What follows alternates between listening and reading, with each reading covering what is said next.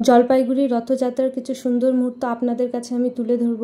জলপাইগুড়ি শ্রী শ্রী জগন্নাথ গৌড়ীয় মঠ থেকে ঠাকুর যাচ্ছে তার মাসির বাড়ির যোগমায়া কালী মন্দিরে, তার যাত্রাই আপনাদের কাছে তুলে ধরলাম।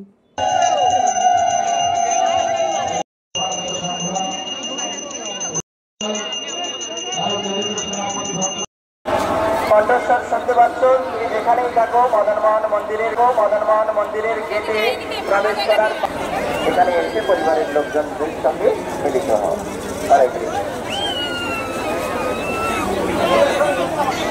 হ্যাঁ, লাইন খালি আছে, আপনারা এগিয়ে আসুন।